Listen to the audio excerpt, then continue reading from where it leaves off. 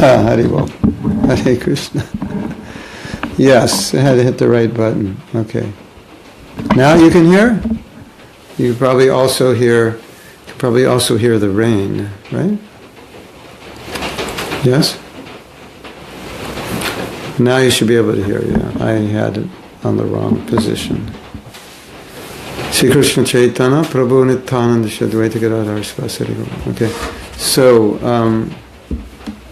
hubby, this is not my studio, this is just my office, and this light's on my head. My studio's in there, so this is where I give class. And the light's usually better during the day because I get light from the windows. So, but in any case, I want to read the question.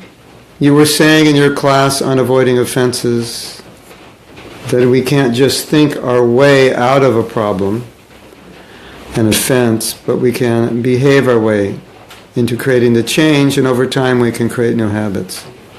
In other words, in one class I was saying,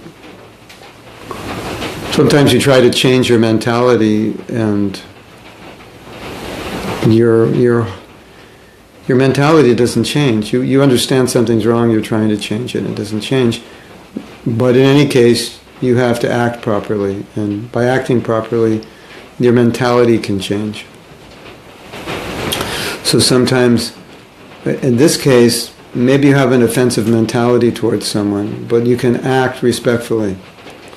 Maybe your mentality is, for whatever reason, your mentality is offensive and you're having a difficult time not being offensive or just having bad thoughts toward the devotee, but at least you can act respectfully and possibly serve the devotee, and the actions will change the mentality. That's the point.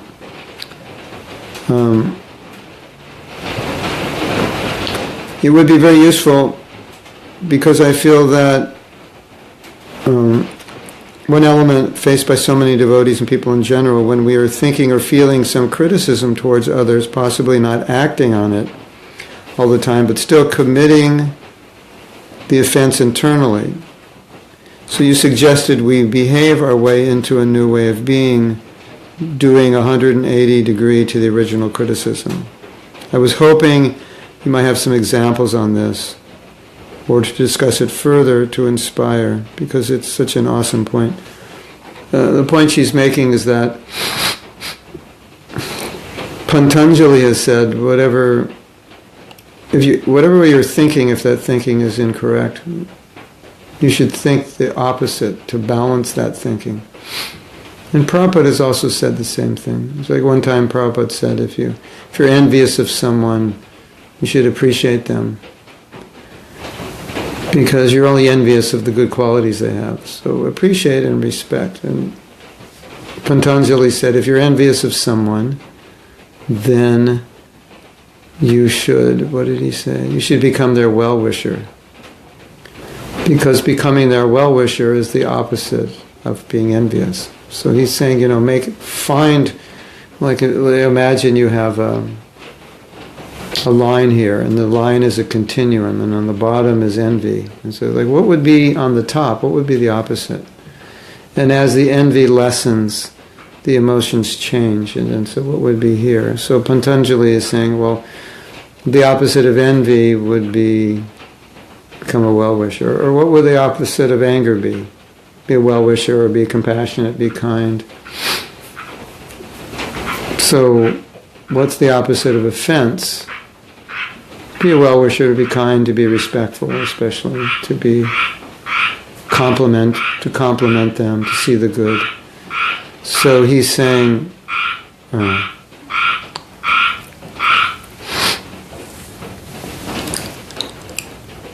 Sundari Radha says, I have no sound and no video, am I the only one?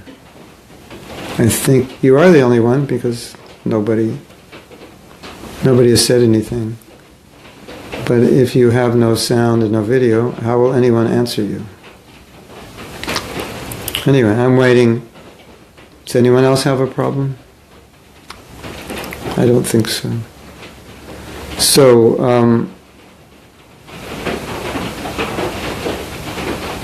okay. So, I have to message her. It's only you who can't hear. The one who asked the question can't hear. So the idea was, if I have a wrong thought, then I think, what's the opposite? I should think that way, whatever it is. In this case,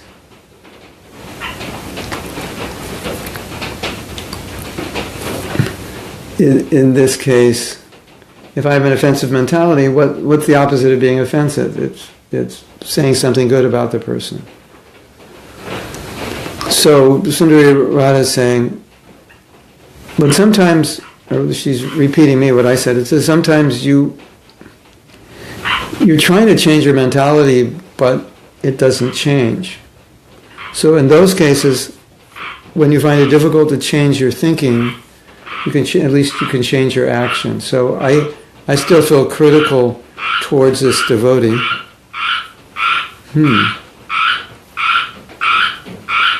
Doesn't like what I'm saying? Maybe he likes what I'm saying.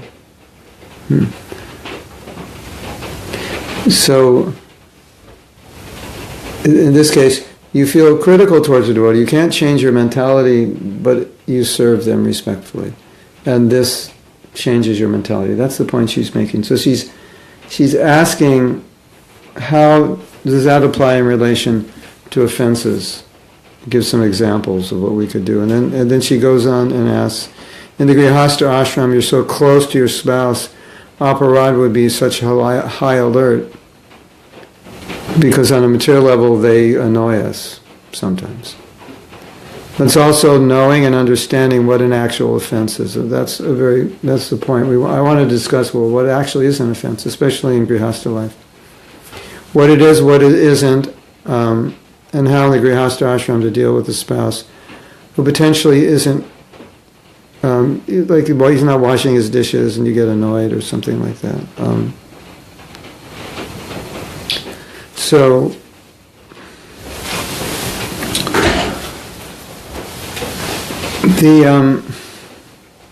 you understand the question, how we can act if we have an offensive mentality, and what in Grihastha ashram, because you're so close, if I'm just annoyed, is that an offense? And an offense generally is described as, it's not just blasphemy, it's also the way you treat someone. Ambarish and Duras Muni tried to kill Ambarish Maharaj. But he didn't blaspheme him, he just tried to kill him. So is that not an offense? Of course it's an offense. So it's not just blasphemy, it's mistreatment, and trying to diminish the position. But I wanted to read something that Bhaktisiddhanta Saraswati Thakur said, because it sheds some light maybe on this topic in a way you haven't heard. The question was asked, what's the difference between offensiveness, aparad, and weakness of heart? And the idea of the question is that sometimes we make offenses unintentionally, and it's not that we're vengeful towards a devotee, it's not that we dislike a devotee, it's not that there's any hatred or any ill intent, but sometimes out of weakness we might say the wrong thing. You understand, that devotee is blank, blank, blank. It's not that you're intending to offend him, it's not that you're angry with him, and it's not really that you have any ill intent in your heart. You're just weak yourself, and maybe that's your nature. You just criticize. So that's the question. A person with weakness of heart, hridaya dhor balata, and a person with offensiveness, aparadha, do not exactly fall into the same category. So this is an answer to Sundari Radha's question to define offense. Because I think it's important, because I know some devotees, they feel they're always concerned about being offensive, and I think it's a healthy concern, but I think after a certain point it becomes kind of a neurotic concern, that they're worried about being offensive when they're not really offensive. And I don't think that's so healthy, that you have this intense fear that you're offensive even when you're not. So this will help answer that situation or address that situation. Although in due course of time, weakness of heart may transform into offensiveness, he who is still in the former stage feels antipathy. Like you have sympathy, so you have antipathy. Aversion means aversion. Towards base cravings. In other words, he feels bad. He has aversion towards base cravings which led to sin and towards making offenses. So Srila Bhaktisiddhanta is making a distinction between a person who is weak and what does he say? Yeah. And that weakness could be the cause of an offense. But if he makes an offense, he feels remorseful. He understands he made an offense. And, he feels remorseful. But the next sentence, he is unable to give up committing sin or making offenses despite knowing that they are extremely wrong. So he's saying that sometimes a person is weak and they do something wrong because of their weakness, and they feel bad about it. And so even though, in this case, he's saying that weakness may transform into offense, it's different than a person who is consciously out of vengeance making offense. And I think the distinction here is the motive with which one has committed the offense. And so in one case, the motive is not to commit offense. It's just the person's weak. And in another case, the motive is to blaspheme or pull down or criticize a devotee. And there is a vengeance within the heart towards that devotee. And so you have to look at in your own life, specifically in Grihastha life, when we are critical of our spouse, there's really, assuming you have a good relationship, there's not really vengeance. I think we could say it's more weakness. It's just you are being disturbed by something. Perhaps you shouldn't be disturbed by it, and that's something you need to deal with. That's your own issue, that you're allowing something to disturb you that shouldn't disturb you. And that's just a weakness. And so that weakness has transformed into some improper behavior, or resulted in improper behavior. That's what he's saying here. It's not that you hate your husband or your wife and you want to expose their mistake. Oh, my husband, I asked him to wash the dishes, he didn't. So you get online and you put a post on Facebook how horrible he is and how he shouldn't be a leader in ISKCON and so forth. He's not qualified. People who do that, there's a vengeance. They want to bring the person down. So that's the distinction Srila Bhaktisiddhanta is making. Let me read on. He who is an offender does not even consider these things. In other words, due to weakness you made an offense, but then you feel bad. But he's saying an offender makes an offense, but he doesn't feel bad.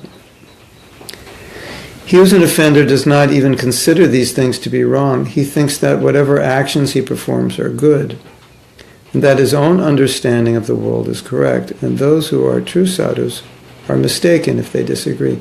So it's a very self-righteous position. And a lot of criticism comes from self-righteousness. So you could see what's going on here is there's a mentality behind the criticism. And that mentality may be weakness, or it may be intention, it may be pride, maybe because a person is proud, he's intentionally making an offense. It may be out of vengeance, out of hatred, out of considering oneself superior. So then Srila Bhaktisiddhanta is saying, in that case, that's considered an offense. And so, looking at this, you see that most of quote-unquote offenses we make, which he doesn't really see as offenses in the sense that they're detrimental to bhakti, maybe slightly detrimental, but not in a major way, because we understand that if one commits offense at the lotus feet of a Vaishnava and he doesn't ask for forgiveness, that could be the cause of his fall down. But these little offenses, they're not, he's saying that these are not causes of fall down. He's not really defining them as offenses. He's defining them as weakness. So sometimes out of weakness, a devotee may do something which is incorrect, but then the devotee recognizes it and he tries to correct himself. And so that's a much different mentality than someone who is blaspheming out of vengeance. Or like I may be critical of some devotee because I feel that they've done something against what Prabhupada would want. So I may point that out as just as a clarification of Siddhanta, but I actually like the devotee. I didn't feel that what he did or what he said was correct. Maybe I'm discussing that with another devotee. Maybe I even tell that devotee, but I actually like that devotee. I appreciate that devotee, or maybe I'm even telling him that because I just want to help him, or perhaps I think that if he says such things or does such things, other people will be critical of him. So my intentions are to help. Or I may be criticizing a devotee because I don't like him, I'm vengeful. I want to bring him down. I want the world to understand how bad he is. Srila Bhaktisiddhanta is saying that the two are completely different. In the former case, if it's just out of weakness that I criticize someone, then he's saying also, I will realize that and I will be regretful. And our Shastras tell us if we commit offense to a Vaishnava, then we should ask for forgiveness. So obviously you have to be aware that you committed the offense to be able to ask for forgiveness. In the latter case, Srila Bhaktisiddhanta is saying that one does not recognize the offense because of self-righteousness, that one thinks that everything they think is correct, and if another Vaishnava doesn't agree with them, then I have the right to criticize them because they're wrong. What does he say? He thinks that whatever actions he performs are good and that his own understanding of the world is correct. And that those who are true sadhus are mistaken if they disagree. That's kind of funny. In other words, if you don't agree with me, you're not a real sadhu, because I'm a sadhu and everything I think is correct. And so obviously if you disagree with me, you're wrong and you're not really a sadhu. And therefore, I have a right to criticize you. Or it seems the point he's making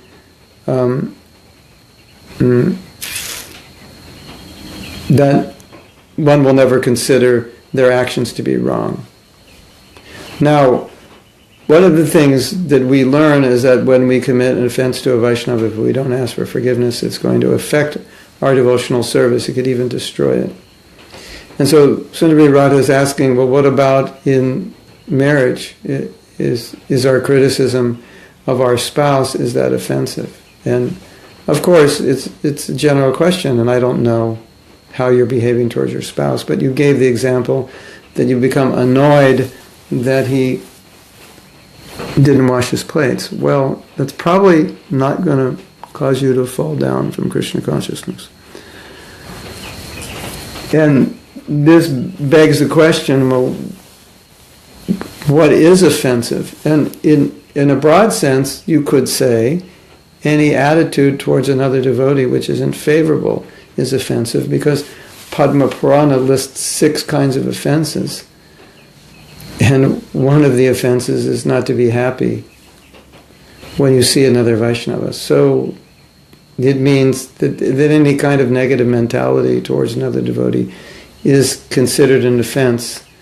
So in that sense, you might be thinking, well, I'm offending my spouse all the time because they do things I don't like or I'm critical of them. And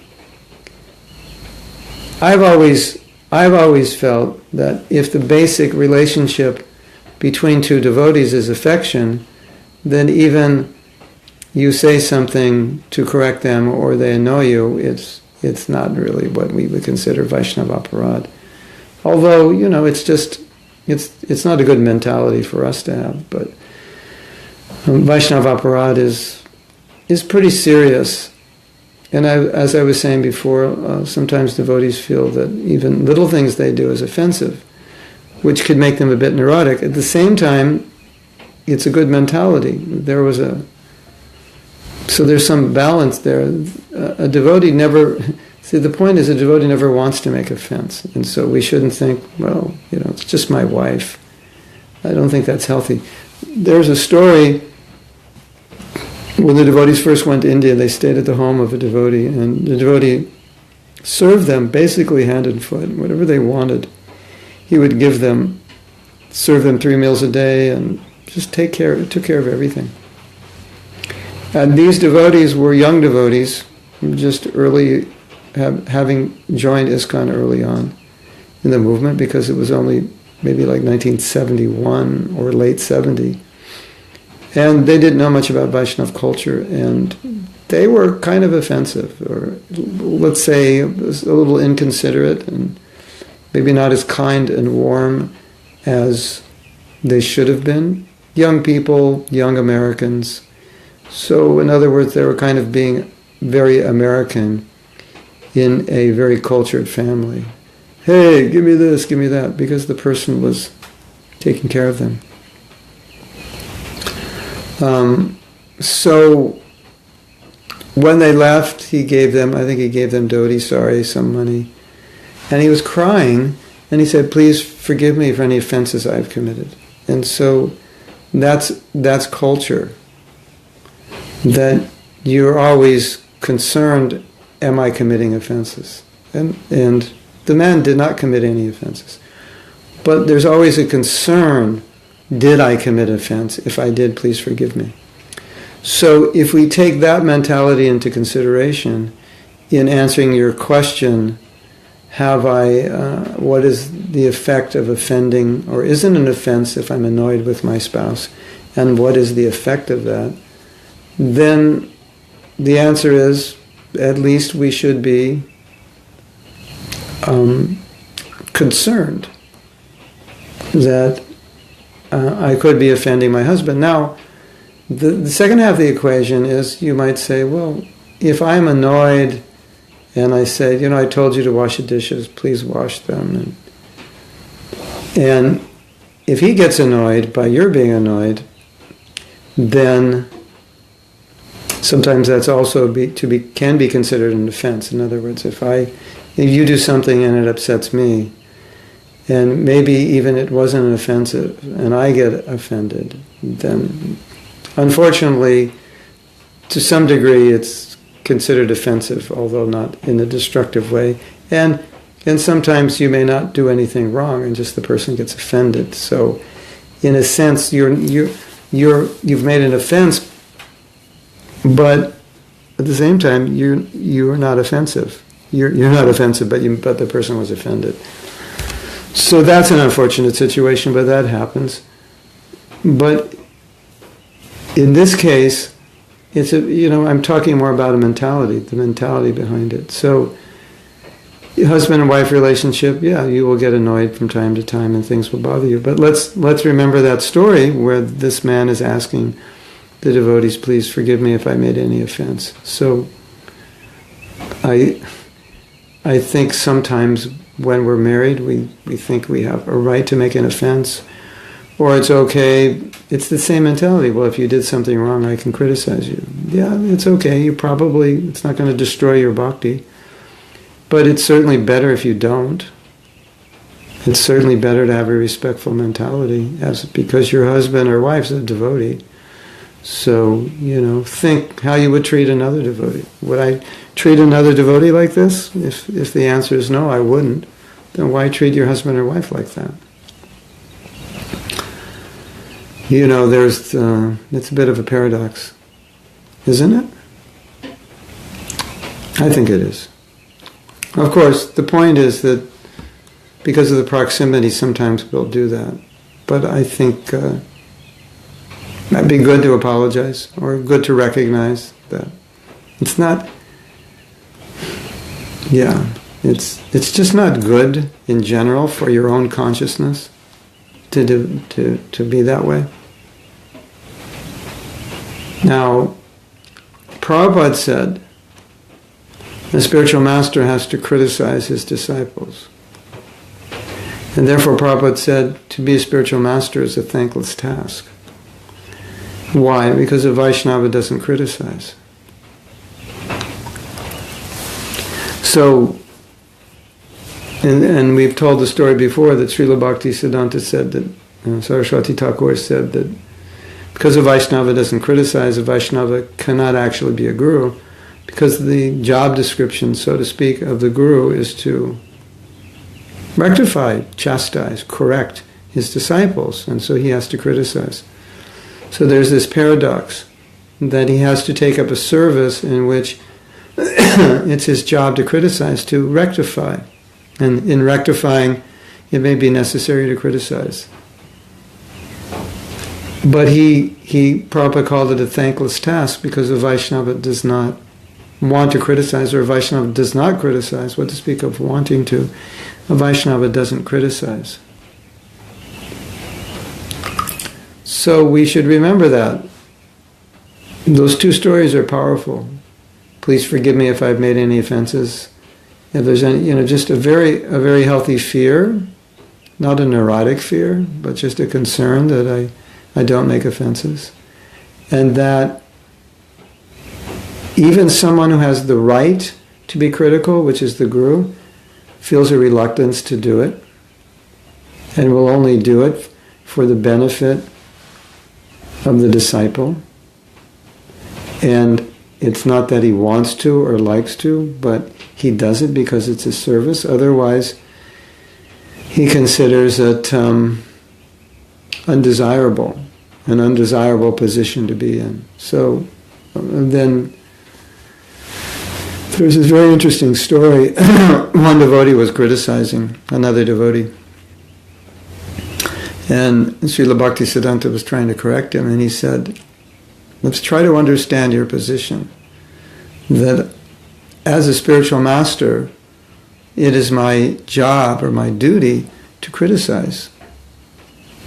But I consider it a thankless task because Vaishnavas do not criticize. And now I have to take a position in which I'm doing something that the Vaishnavas don't do. So it's not that I like doing it or want to do it, but it's a duty, so I do it. Interesting, right? And then the most interesting thing. Then he said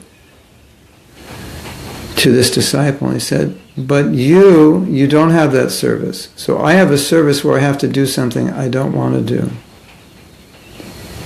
that Vaishnavas don't do. And you don't have that service, and you don't have to do that.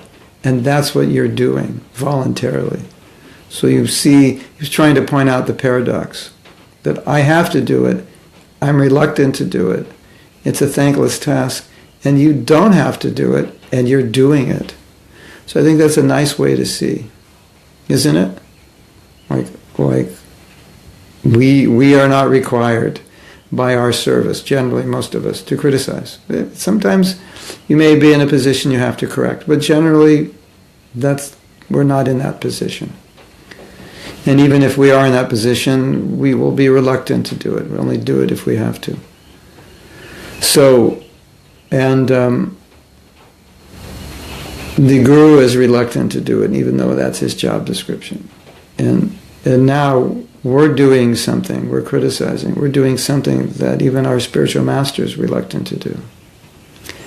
That's interesting, I think, isn't it? So, you had some comments or questions. Amrita Radhika says,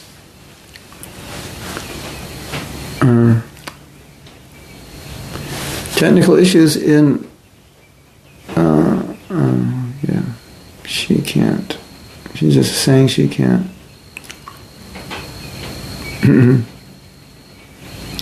She can't get Wi-Fi, unfortunately.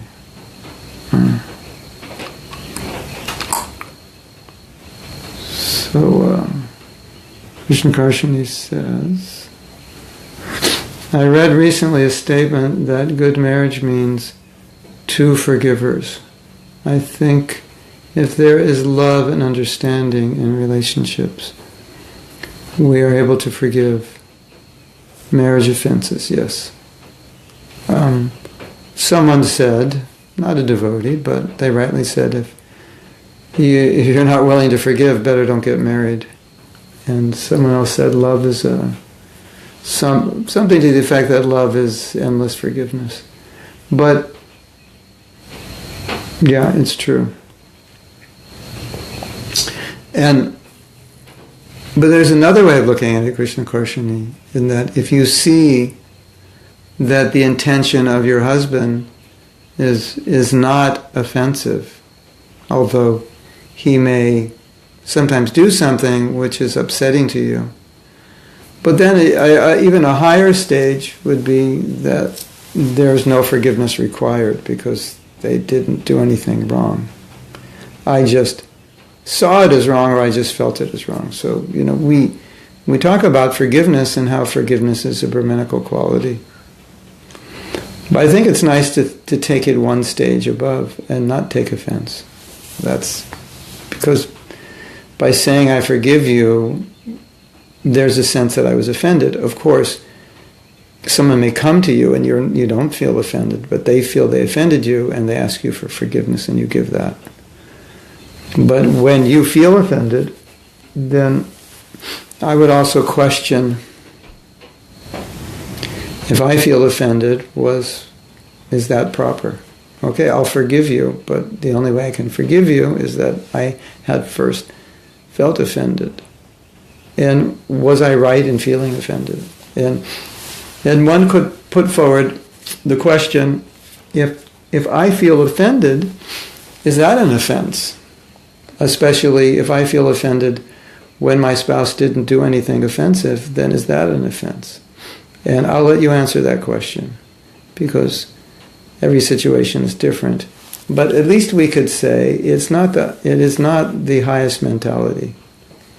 Higher mentality than forgiving is not to take offense in the first place, and then there's nothing to forgive. In our forgiveness course, that's how it ends. We end with the concept that actually everything that happened was perfect, and there was no offense and thus no one to forgive. That it was all divine arrangement. So if you see everything as divine arrangement, then who's there to forgive? Right? So what you say is true. When you're married, you must be forgiving. But my personal realization is there's a higher stage, in which is that you don't take offense and you accept your spouse's behavior, because to forgive means you're judging, you're not accepting. This is right, this is wrong. You have offended me, and I think there's something. This is a personal opinion I have, that the word offense is an interesting word, especially when you say it this way. You have offended me, or this devotee's offensive, meaning he's offensive to me. And to consider that on a higher stage of devotional service, we won't take offense. And we see that with Prabhupada. There are some examples in which Prabhupada,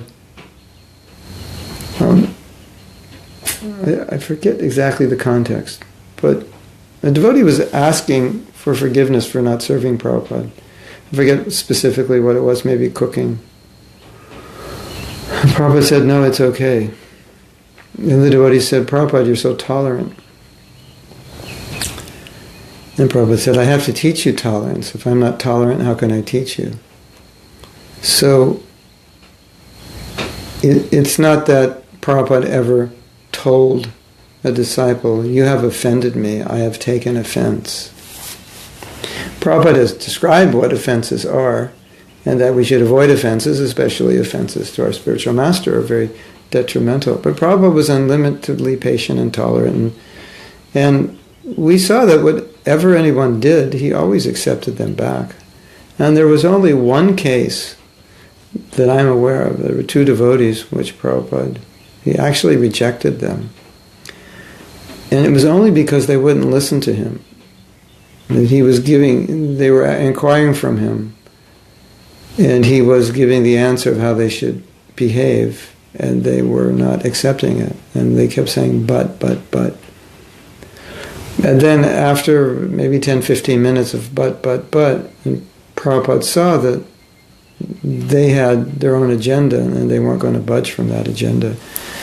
And they weren't willing to work within the structure of ISKCON and cooperate, then Prabhupada said, then do whatever you want. In other words, if you're not going to listen to me, why waste my time? Just do what you want, because that's what you're going to do anyway. So that was, you could say, a polite way of rejecting them. Do whatever you want. That means you're not my disciple. Disciple means you're disciplined. So if the Guru says, do whatever you want, because you're so stubborn and so fixed on not following him, no matter what he says, no matter what he tells you, that means he's given up on you. But aside from that situation, people did many, many bad things. And Prabhupada always accepted them back. So we could see by Prabhupada's example that you could say proactively forgiving, always forgiving. Now one time Prabhupada said, I will forgive you once, twice, thrice. He said, but Krishna may not. So that's another factor to consider, which should sober us a bit. That you have the story of Ambarish Maharaj, and Durvasa Muni offended him by trying to kill him. Kind of a big offense. He was upset with the behavior of Ambarish. So upset, so angry that he wanted to kill him. So you can imagine he was angry. So in the story it's explained that Ambarish Maharaj did not take offense to the behavior of Durvasa. And so you might think, well, if the Vaishnava doesn't take offense, as we're saying, don't take offense, then it's not offensive. And if he does take offense, it is offensive. Not exactly. In this story, it is said that although Ambarish Maharaj did not take offense, Krishna did. Or more specifically, it's described that the dust of his feet took offense. In other words, it was an offense. Even though he didn't take offense, it was an offense. So the idea being that you may know a devotee who doesn't take offense, or maybe your spouse doesn't take offense, but it doesn't mean that it's not offensive. And then we have another story where Rupa Goswami was seeing Krishna Lila in his heart with his eyes closed, or maybe eyes opened, and he was laughing. And at that time a crippled person walked by, and the crippled person thought he was laughing at him, and he took offense. So, was that an offense that was destructive to Rupa Goswami's bhakti? No. But the Vaishnava took offense, and so Sanatana Goswami said, you have to find that Vaishnava, and you have to ask for forgiveness. So sometimes someone may take offense, even though we didn't have an offensive mentality, or we don't have an offensive mentality. But if we're aware that they were offended by our behavior, it's nice to ask for forgiveness, just to clean everything up, because something is not good. And it's also not good for that Vaishnava. So maybe you didn't commit offense, but they took offense. Maybe they misunderstood what you meant and they took offense. So now they're feeling offended, and that's not healthy for them, and it's not healthy for you. So then you ask for forgiveness. Mm-hmm. So we have another question. If someone is a guru or a devotee is not taking offenses, means that there is no reaction coming from offenses.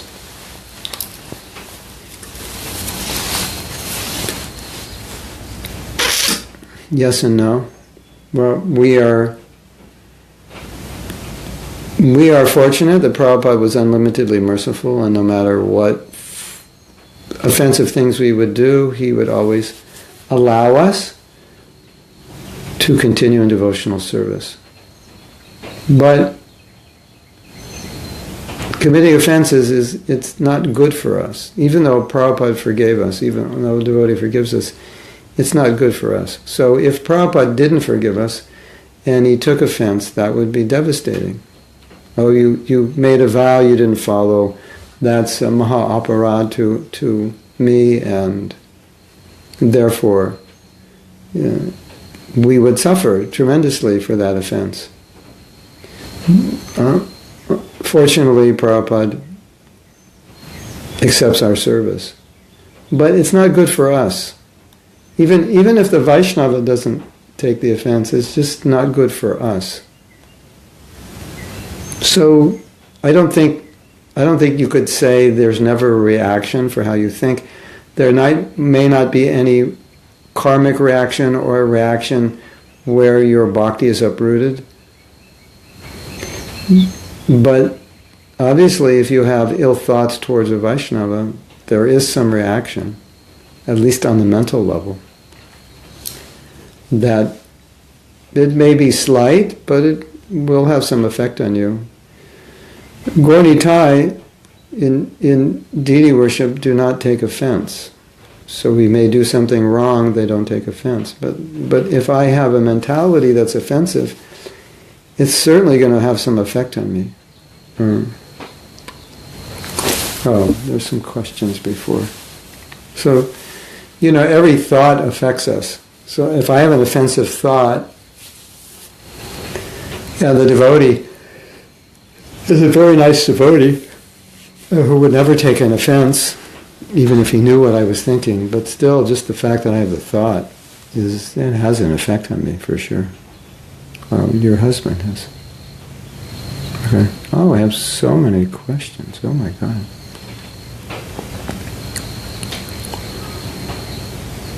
Wow. This is like question loka. I didn't see them. How to deal if someone makes multiple offenses and after sometimes apologizes, but you feel it's not sincere. It's said so easily.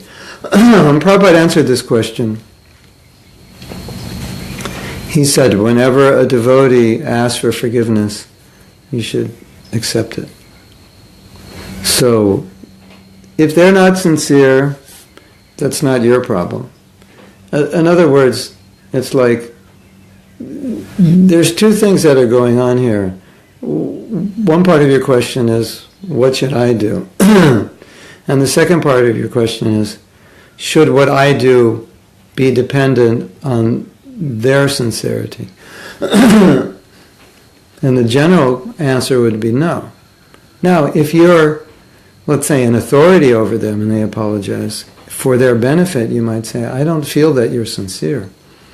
I feel like you're going to do this again. I feel like you haven't understood the offense you made. And that may be useful if you have a relationship with them as a teacher or a guru or something. But if it's equals, or more or less equals, or you don't have a position in which you're meant to correct them, or you may even be a junior, then your duty is, yes, you just accept it, because that's the right thing for you. So it's not up to you to not forgive someone because they're not sincere. So, and that applies to so many behaviors. In other words, like we're saying, you shouldn't even take offense in the first place. So what to speak of forgive them? So that's the proper behavior for you. If they're not sincere and they're forgiving, that's not your problem. They'll have to deal with that. And they'll have to become more forgiving and more sincere. So that's a very important point, because otherwise that would mean I will not act as a Vaishnava because another person is not acting as a Vaishnava. You see what I mean? That wouldn't make sense. I mean, we do that, but it's a mistake. Well, I'm not going to forgive you because you're not sincere. No, but a Vaishnava is forgiving. That's the quality of a Vaishnava. So my forgiveness can't depend on whether or not you're Krishna conscious. My forgiveness has to depend on one thing, that it's the right thing to do. And as I said, if you wanted to use it as a teaching opportunity, and that person is in a position to be taught by you, then of course you'll forgive them, but you may then tell them, say, yes, I forgive you, but I don't feel that you've actually understood the depth of your mistake, or you actually are going to rectify it. I feel like you're going to do this again, or whatever you want to tell them. That's a different situation. So now, apply this to anything. Should I be nice to someone who's not nice to me? Well, compassion is the essence of a Vaishnava. Should I give up the essence of the behavior of a Vaishnava because another person isn't nice to me? Of course not. Do we do that? Yeah, we do that. And that, is it a mistake? It is. It's definitely a mistake.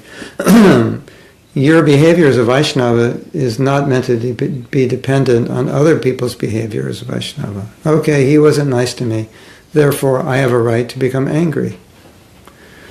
But Krishna says, control your anger. Yeah, I know Krishna says that, but this devotee is angry, so I have a right. No, you don't have a right.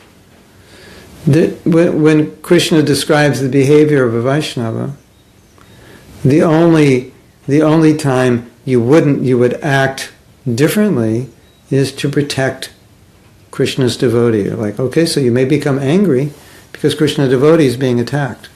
Or you may give up your humility because Krishna devotees are being attacked and you have to protect them. So there's some reason in service you wouldn't act that way.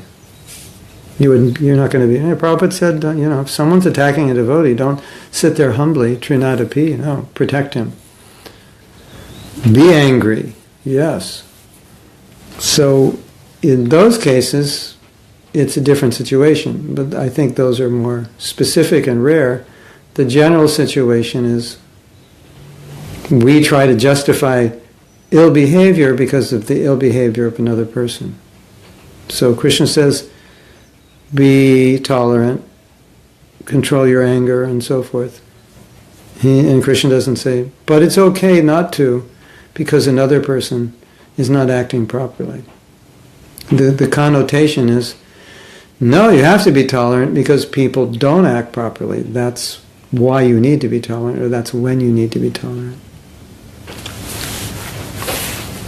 It's a very important point, because we tend to respond to people's behavior rather than be situated in the character and behavior of a Vaishnava. We tend to respond to other people's behavior and feel justified in acting the way they act, which is great if they're acting properly. Then respond to that. Act like them. They're humble, be humble. But if they're not acting properly and you respond, well, they're angry, I can be angry. That's not smart. It's wrong, actually. It's not even a question of smart. Naturally, the question arises, what is the difference between neurotic fear and healthy fear? Good question. Preventing and making offenses towards devotees and to people in general. Well, healthy fears, we should be concerned about etiquette in dealing with Vaishnavas. And we should be careful to not have the wrong mentality in dealing, especially with seniors, especially with our guru. So there should be concern. But when I say neurotic concern, then I mean it's the point where a devotee is feeling that they're offensive and they're not. They're overly concerned. Now, I can tell you from my point of view how I experience it, that often a devotee will help me or serve me, just take care of my needs. And and they'll feel that they didn't do a good job, and they'll say, I was offensive, and so forth. And we're talking about offense here. A lot of what we're talking about is offense in terms of mentality. So this devotee is trying to serve. This devotee has affection and so forth. So I personally, even if they do something wrong, I don't see that as an offense. I just see it as ignorance. They didn't know. But their intention was to do the right thing. So, I think we should distinguish an offense from ignorance of how to serve. So maybe I didn't know how to serve, but wasn't an offense? No. I mean, look at the beginning of the movement. Devotees didn't really know how to serve Prabhupada well. Was Prabhupada offended? No. He understood it was ignorance, and he always accepted their sincerity and their devotion. That's what he saw. And if things weren't done properly, unless it was important for him to rectify them, which meant it was something that he needed to tell them, and or it was something that they could accept at that point, he would let them do whatever they were doing, even though if it wasn't 100% proper, because of their sincerity. Now there was a line that they would cross, and then he would let them know, no, that's wrong, or that's offensive, that you cannot do that. So he would tell them.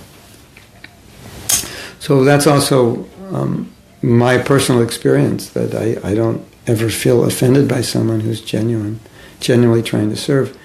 So it's not that we should not be aware or concerned about offenses, but if our motive is to serve, our motive is to please this person, we shouldn't be neurotically concerned about I'm being offensive. I would say neurotically concerned is that you're thinking it's offensive when it's not, and you're worried about it, and even to the point where maybe your devotional service is affected, and it shouldn't be, because you really didn't make any offense. So you may have done something wrong, but Vaishnavas are not monsters that are ready to eat you up when you do something wrong. Your guru is not a monster ready to eat you up when you do something wrong. Because your sincerity, your devotion is what's most pleasing to Krishna, and then also the senior Vaishnavas, they see your sincerity, they appreciate that. So Kruti says, how about if the gurus, who are the ones that should be correcting but are not, and even more, they are not upholding proper Vaishnava culture? Wow. What is our role? We don't want to cause offenses. So it's hard to know what to do. All right. But I don't know. You say, what if the gurus are the ones who should be correcting but are not? I think, and even more, they're not upholding proper Vaishnava culture. So it sounds like you're saying they should be correcting devotees who are not acting properly, but they're the ones who are not acting properly. And of course, if you don't act properly, how can you correct someone? Right? So what is our role? Well, this is a general question. And the first answer is, you don't, as you said, we don't want to make offenses. And there's a difference between seeing something that's wrong and being offensive. So we have to start there. Will you ever see a senior devotee do something that's wrong? Probably. Or question, maybe it's not wrong, but you question it. Oh, this senior devotee did this, why did they do this? Or they didn't do this, why didn't they do that? And so you may be concerned, rightly or wrongly. Now, that's another question. Are you wrongly concerned? Do you need to be concerned? Or is it an actual concern, like this person may be having trouble in their spiritual life, and I should be concerned, and I bring up that concern to my superiors and say, so-and-so I was with him, I was living with so-and-so, and I don't see them chanting their rounds. I'm concerned. Okay, yeah, you should be concerned. But there's a difference between being concerned and presenting that concern politely and humbly to either that guru or to someone who could talk to them, and being offensive. And so I think this is a really key point, extremely important. Just because someone does something wrong, does that mean we need to be offensive?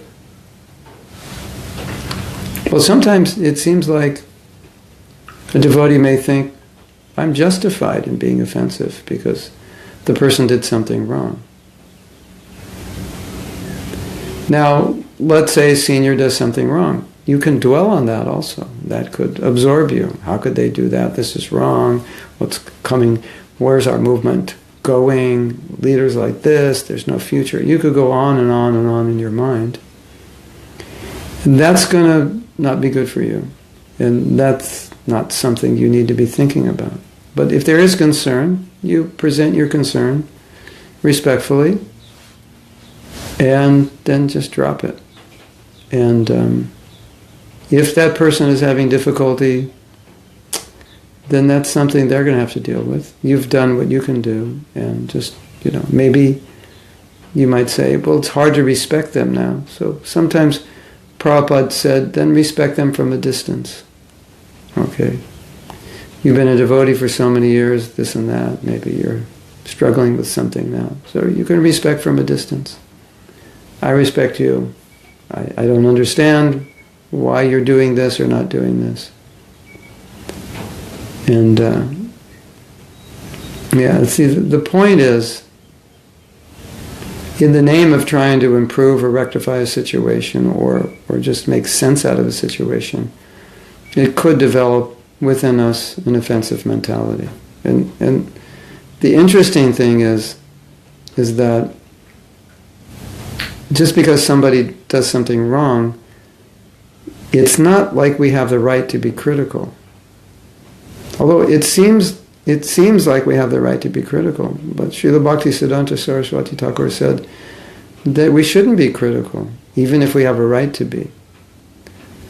So we shouldn't think, well, I'm just pointing out what they did wrong. Okay, point it out to an authority, see if he can do something. After that, just don't worry about it.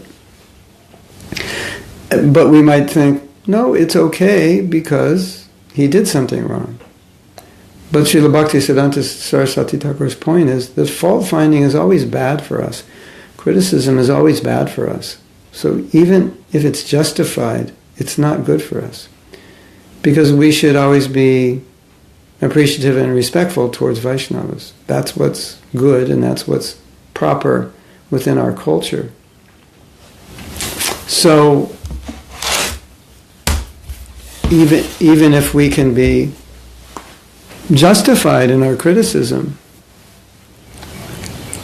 it doesn't mean we have a right to be critical. It will have bad effects on us.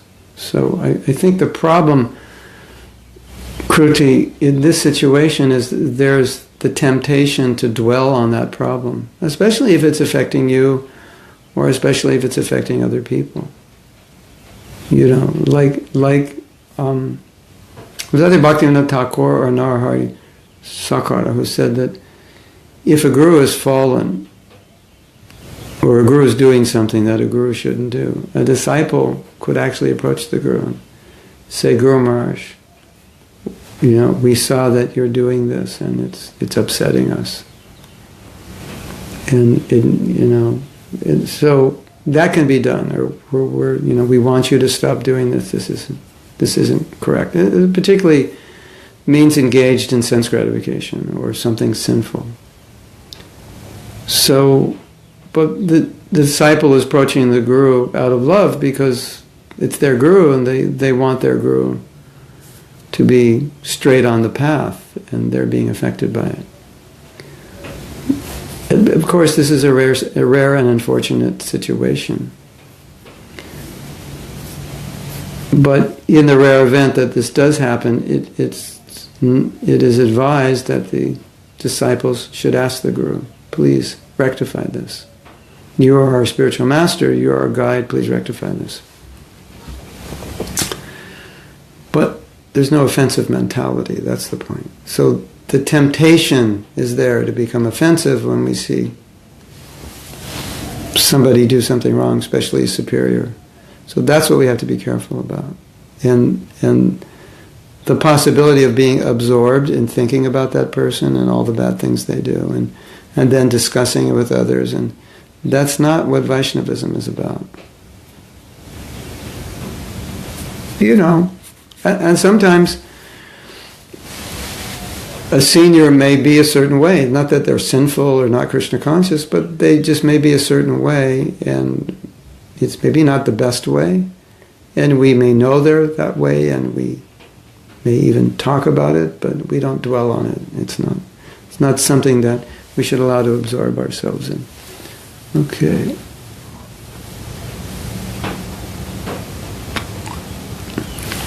Sundari Radha wants to know, can we touch the other part of the question? We touched it, but you were out of touch when we touched it.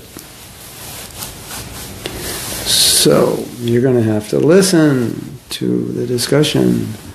All right, you want me to touch it again? No, it'll take me too long. You have to listen. Jagan Nivas Ki Jai. What happened when we see some wrong things in the person we were serving and we commented amongst the ones who were served him how to approach Elder Vaishnava to explain how the sees the situation? Hope I explained myself, yes. Well, it's similar to what Kruti was asking. I think there's two things involved here. One thing is, okay, this is what I see, but the next question would be, are you actually seeing what you see? If you know what I mean. Like, well, I see that they're doing something wrong. Well, the next question is what they're doing actually wrong? Or is it just that I see it's wrong? Considering the situation. You know, like some devotees, their health isn't good. And so you don't see them at the temple, or you don't see them at Mangal Arati, or this or that. So now I think, okay, something's wrong and I have to talk about it. Well, is this actually something wrong, or is it that this person is ill and they need to rest, or whatever the situation is? I don't know if that's a good example, but it's an example. So if what you see is wrong and everybody agrees it's wrong, then there you have two choices. And it will depend on the person, because it will depend on the person you're serving, his nature. It will depend on the nature of your relationship. Some people, if you try to correct them, seniors, they will feel that you're being offensive or inappropriate, and they won't let you. Some will let you, and they'll thank you, say, thank you for making me aware of that devotees are concerned about my behavior, and okay, I will change it. Then it's easy, it's finished. And if it's a case where you're not sure they're going to listen, or they may feel that you've offended them, or it may harm the relationship, then it would be better to approach a senior and say, this is what we see, and we don't know what to do, or how to communicate it, or how to deal with it. And then let the senior figure out how to deal with it, and maybe the senior will talk to him and say, you know, the devotees are concerned that they see this or that.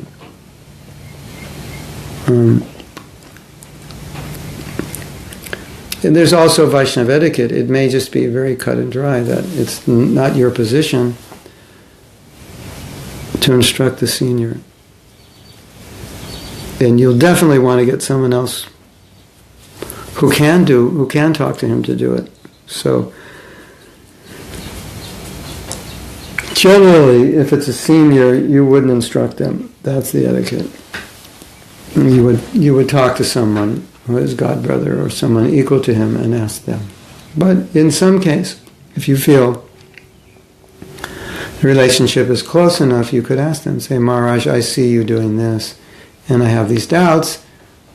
What should I do? What should we do? And so then you're presenting it in a humble way. You're asking him to explain how you should see it. And he'll say, well, you should see this, that I'm sick.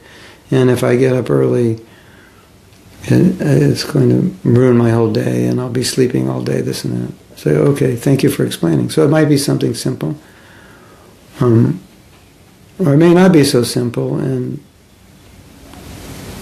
but at least you approached it humbly. So that's Vaishnava etiquette.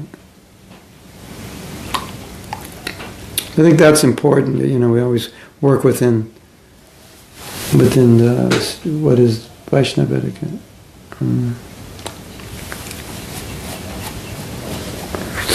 Sundari Radha, when we're thinking or feeling some criticism towards others, possibly not acting on it, but still committing the offense internally. So you suggest you'll behave in, that part. I think we did cover it in the explanation of the question. So one of the solutions is that I'm feeling offensive, but feeling and acting are two different things. So the idea is that you might feel offensive, but don't act on it. That's the point. So we have to learn to be able to separate our behavior from how we're feeling. Okay, this senior Vaishnava is acting in a particular way and starting to cause me to be critical. But I should be respectful, I should act respectfully, I should be appreciative and so on. Because that's going to counteract the offensive mentality. And again, the other point is, maybe that Vaishnava is doing something wrong. But the fact that you have a critical or offensive mentality is also wrong. So how to be able to see something which is wrong, but not become critical or offensive. Maintain the Vaishnava etiquette. So we could say in answer to this question, if you maintain Vaishnava etiquette, the Vaishnava etiquette will counteract the tendency to be critical or offensive. Because the Vaishnava etiquette will always point you to act in the right way. If you can't think in the right way or feel in the right way, at least it will point you to act in the right way. So I think that's probably a better answer to that question, is maintain Vaishnava etiquette. And then you'll be okay. And you can apply that to marriage also. I have a question. Nowadays, a woman wants to be on an equal footing with men, and often has a tendency to criticize her male, and often male has a tendency to criticize. It sounds like marriage. To criticize his partner. How can we properly understand that sometimes males think that they should be seen as gurus of their wives? Yeah. Well, Prabhupada said that. This is something women should understand. Prabhupada said that the male psychology is different from female psychology in that males thrive on respect, and of course females want respect, but they want love. Love is more important for them, affection. So, a woman might, if she's not treated well, she'll say, I don't feel like you love me. The man will say, I don't feel like you respect me. So, Prabhupada said, and this is for women, is that you should understand that men need that. That's their ego. So you should give it to them. And so, one of the things that men dislike the most is to be put down by their wives, because the male ego wants to be respected. So this is not answering your question yet, how you should respond. This is how the woman should understand, or how the wife should understand. The wife should understand that it's very difficult for men to be disrespected by their wives. They can take it more easily from other people, but especially from their wives. They expect, or they want respect, or their ego needs respect. So one of the worst things women can do to men is to chop them down, to criticize them.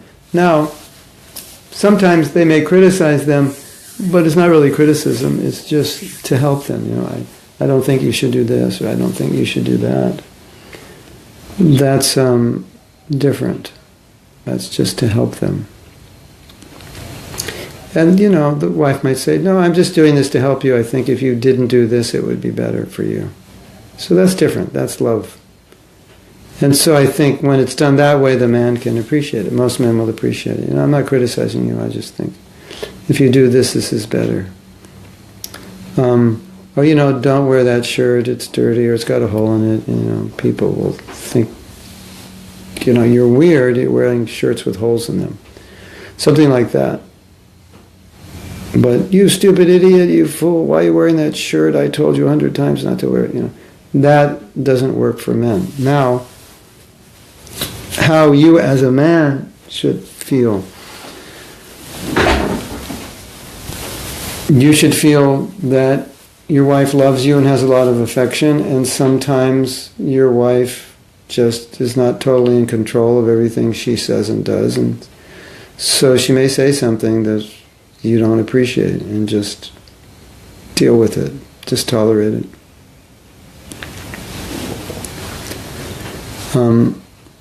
Yeah, that's what you do. Otherwise, you're going to fight back.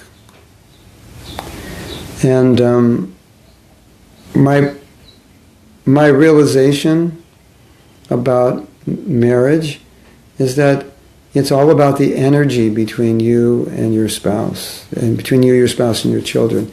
It's the energy. So if your wife is a little condescending, critical, and so forth, and then you fight back, it just lowers the energy. When she says something critical, it's already, the energy is low. So if you just tolerate it, and you don't say anything or say thank you, okay, I'll change my shirt. At least you didn't degrade the energy, you kind of dissipate it, and so everything's okay.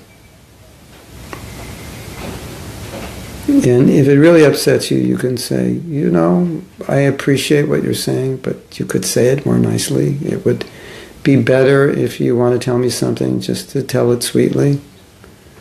So you could try to help her, better communicate with you. But whatever the case is, if you respond negatively, then the energy goes down, and now there's this friction, and it's so I always think that good relationship has good energy, and so our jobs as husbands and wives is to deal with that energy, to put out good energy, and if negative energy comes to us, to kind of dissipate it and don't respond with more negative energy, because then it just makes it worse.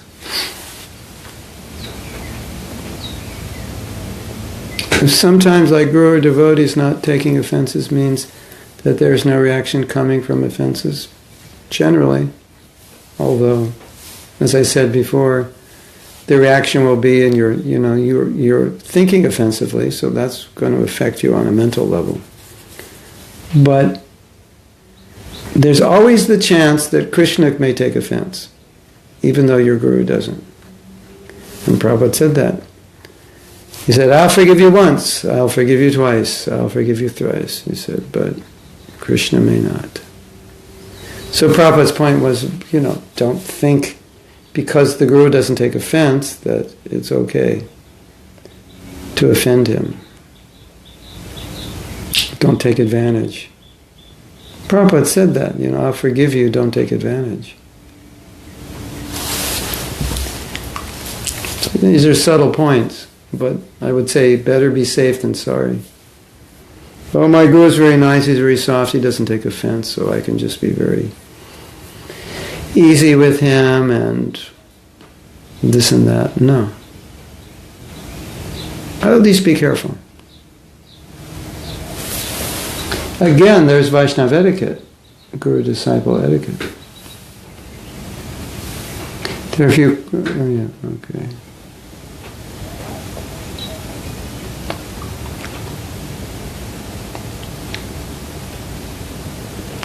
Is there any questions I didn't answer? If we don't act out offensively, will that energy be transformed? Will it purify us? Well, it depends. The idea is not just not acting it out, but acting positively. Then it will be transformed. But if you just try to negate it, it may not be transformed.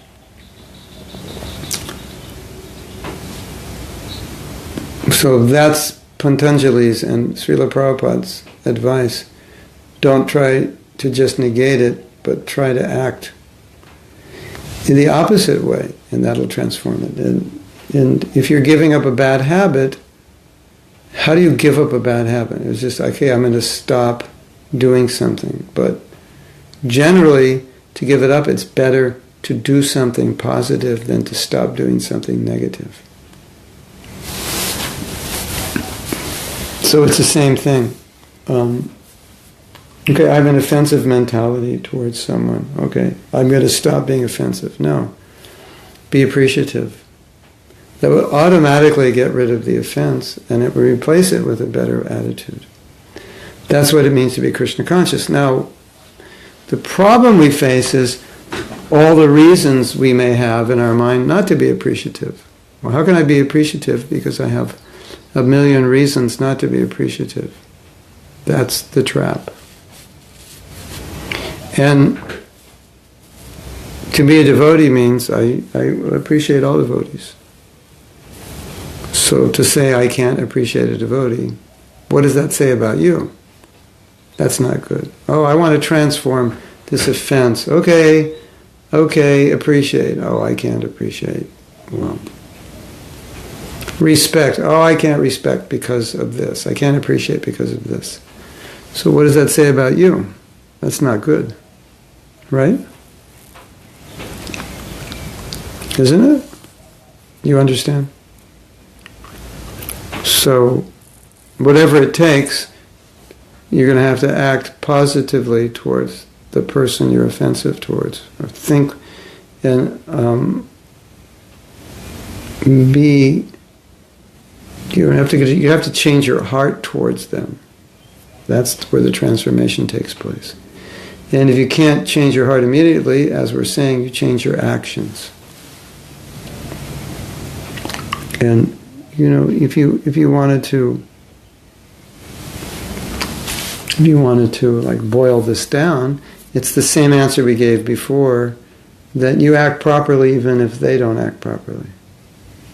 Because really, let's say someone is acting offensively towards you, or they're acting offensively, or they're just not acting in a way that's pleasing to you, and you become offensive. But so what you've done is you've allowed that person to cause you to make an offense. So then whose fault is it? Is it their fault? And you could say, well, if they didn't act that way, I wouldn't make the offense.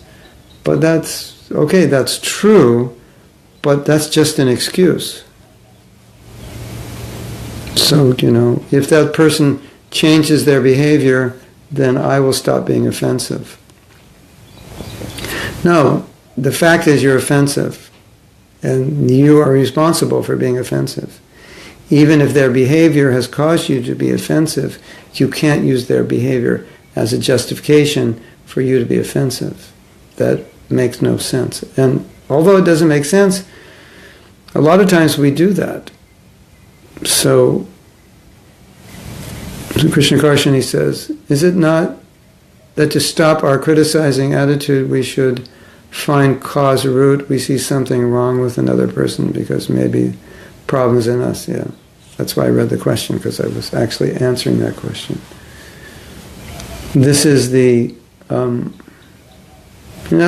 other words, devotees, non-devotees, people will do things which will cause us to feel unhappy, upset, or may arouse us to be critical. And that's just the way the world is. So understanding that that's the way the world is, that the question is, well, how am I going to respond to that? Because I'm surrounded by people who are not perfect.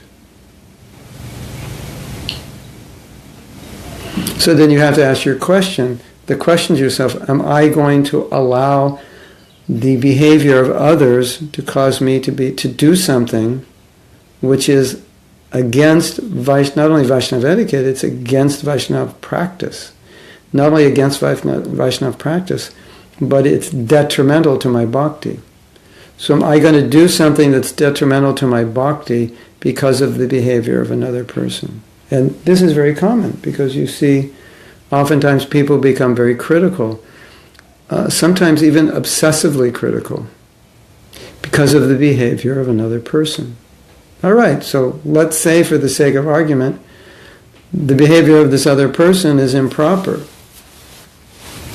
But for you to become obsessed with the improper behavior of another person is your own fault, your own weakness. And then you will have to suffer for that. So, and how will you suffer? Because that energy you're putting into thinking about what's wrong with them should be put into your Krishna consciousness.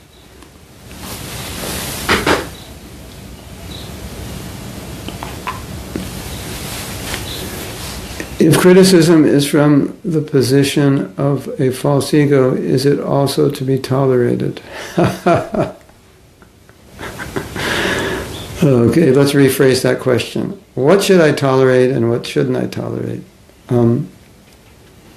Okay, because you're asking this question, I'm assuming you're asking, this is a continuation of your last question, and I'm assuming you're asking it in relation to marriage. So if the question is in relation to marriage, then, as I said before, it may come to a point where, let's say, you are not advanced enough to tolerate, like your wife's behavior is really upsetting you. And then at that point, you might say,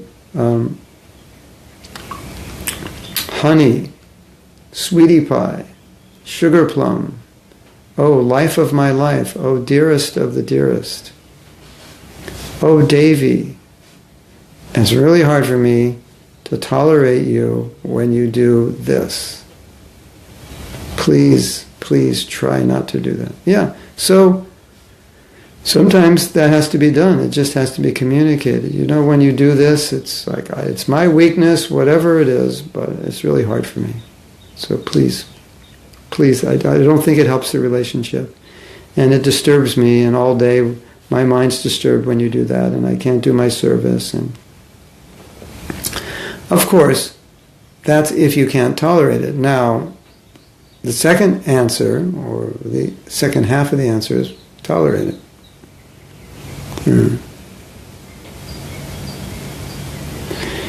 You know, it's like saying, okay, my wife is criticizing me. Now I have to analyze what her motive is. And if it's really coming from her false ego, then I stand up and say, that's your false ego, you be quiet. So, you know, if we want to look at the principle of tolerance as Krishna means it means, you know, tolerate everything. Unless by tolerating something you're going to destroy yourself or destroy the movement, or just it's going to just, you know, be destructive to something.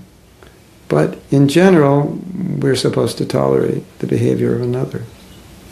Now, you may ask your wife to be kinder on you, and understanding that some of her behavior is difficult for you.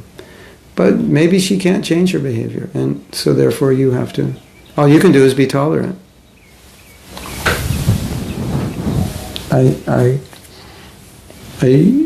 Yeah. I don't think there's another answer.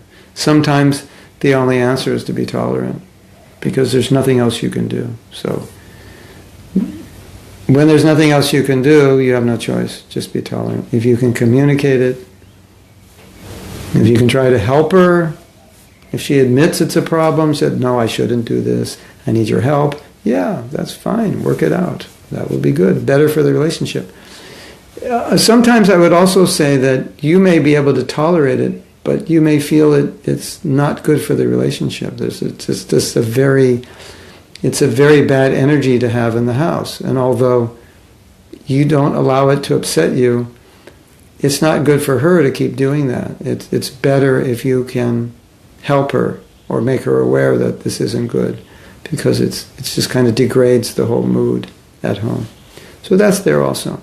So you, being a very tolerant, elevated, and sattvic man, will help your wife be more sattvic in areas where she needs help. Right? As long as she's willing, then yes, that's your job also, to help her. Right?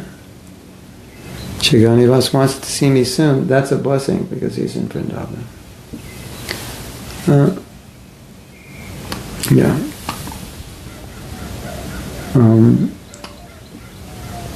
I don't understand why I find it so hard to do it, and now I find that is the right thing to do. Be positive regarding someone, how acts, and how come the change. Yeah. So this is a topic for a whole other class. And what Himena is saying is like, she's saying, yes, I understand the principle that being positive will transform the negative. And she's saying, but I find it hard to do. That is a reality that we all face. That first we understand something. This is what should be done. That's where it starts. But we may not have the inclination to do it. The heart wants to do something else. And the mind wants to do it. The mind is, yes, this is what should be done. But the heart may not want to do it. So Krishna consciousness is going on in two levels. It's going on the level of mind or intelligence and understanding what's proper, and then also on the level of heart, purifying the heart so the heart can do what's proper. So that's just how it starts. It starts in your mind. So now you understand the principle. Now it has to enter your heart somehow. Your heart has to align with your mind. So your mind wants to do it. Now you have to get your heart to want to do it. When your heart wants to do it, then you'll do it. And that's the work for you, to understand why my heart doesn't want to do it, what's going on.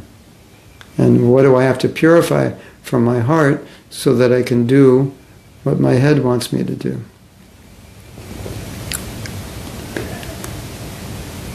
My head says, don't eat this. My heart says, eat it, it's good. How do I get that information from my head to be activated in my heart? Sometimes it just means you need to know more about it. You need to know so much about it that it starts affecting your heart. And I think for us as Westerners, one of our weaknesses is that we don't understand Vaishnava etiquette, or we even don't understand etiquette in general, because oftentimes for us, our mood is if something is wrong, then we should just deal with it as if it's wrong, and whatever that's required. I'm not going to do this, or I'm going to tell this person this or that. But that means we're acting just based on how we feel in the moment, and etiquette is there to govern that. So there's a proper way to act, even though you don't feel like acting in a proper way. There's still a proper way to act. And so part of what might help you, Himena, is just understanding, by learning more about Vaishnava etiquette, or just the principle of etiquette in general. Etiquette is like a roadway, you're driving down the road and you have to go like a mile before you can do a U-turn. And there's a curb between one side of the road and the other, and you could think, well, rather than drive a mile, I could just drive over the curb. So and you drive over. But that's not the highway etiquette, to drive over. The highway etiquette is you go all the way to the signal, and then you wait for it to be green, and then you turn around. That's the highway etiquette. So I don't know if that is a good analogy, but try to understand what I mean. Okay, you feel this way. You feel like driving over the curb. And you think, well, just drive over the curb. It's faster. No, there's an etiquette. That's not how you do it. I could just tell this devotee how I feel, or I could just not go to the temple anymore because I don't want to see this devotee, or I could not do this service because that devotee is going to be there, or because they asked me to do it, so I'm not going to do it. I could do all these things. But there's a Vaishnava, there's an etiquette in how we deal with one another. And, part of the etiquette is, this is my service, I do it no matter what. And this is a senior Vaishnava, although I maybe don't like him or her, I'm respectful because that's the etiquette. So now, in Indian culture, those who grew up in India, they understand etiquette a lot. It's very much ingrained in their culture. And sometimes they take etiquette to such an extreme that they can even misuse it as an authority. Authority does no wrong. You have to listen to me. Or as a subordinate, tolerating misbehavior of an authority because that's the etiquette. So you can take the etiquette too far, and it could be used in a way to exploit. But I think for Westerners, we need to understand more about etiquette. It's not just how I feel, and how I feel doesn't rule the world. Etiquette is the roadway by which we, our emotions and feelings and desires are all governed in a way that therefore won't be offensive. What means when your partner, who may know you better, be very low critical, and then respond, I'm your mirror, then even can't apologize, and do not even see any possibility to harmonize.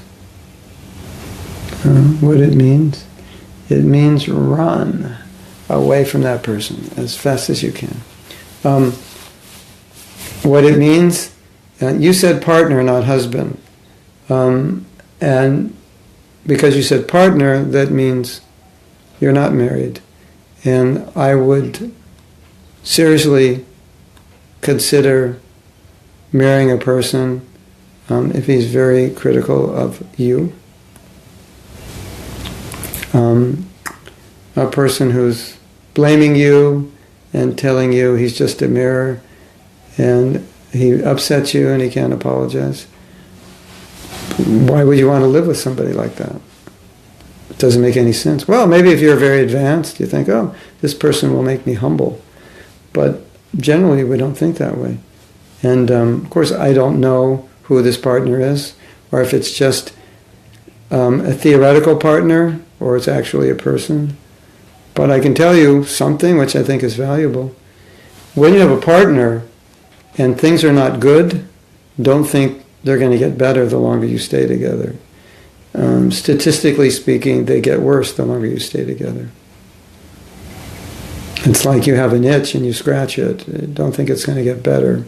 Usually if you scratch it long enough, it gets bloody and infected. So sometimes people don't have a good relationship and they think, well, the longer they stay together, the better it will get. In most cases, that doesn't happen. Some cases it happens because there was just some misunderstanding and they worked that out. But if a problem is constant and it's getting worse and you're not able to work it out, that's a good sign to run. Or if you don't want to run, you will have to be very tolerant because that's generally people don't change. And sometimes men, they want to control women. They don't want to listen to women. They feel it's their duty to put women in their place, correct them. And most women will not respond well to that. If some women respond well to that, then that kind of husband would be good for them. But most women don't. And if you don't, that's not going to work. And that kind of man needs a husband, needs a wife who wants to be criticized and corrected. I don't know how many wives want that. I haven't met any, but I'm sure there's some somewhere out there that would appreciate it. Yeah, there are. Actually, I've met some that do appreciate that their husband is like their guru, and he puts them in their place. There are women that appreciate that. But the women who don't appreciate that, then it's not going to work. And they're definitely an exception. I can also say that I know there are women who do tolerate their husbands when they're like this, but they're not happy. They're just good wives, so they tolerate it. But it doesn't help their relationship. Like you say, you don't see any way to harmonize. Yeah, you try to explain it to him, but if he doesn't accept it, yeah, then you're not going to be able to harmonize. Krishna Karshani says, I think our offensive attitude may come from experiencing others to be perfect and not letting them to make mistakes. Yeah, that's there. Expectations are always a problem. At the same time, if a person's an authority, a person's a leader, then there are certain expectations that should be there. But if you expect more than should be there, then that will be a problem for you, yes.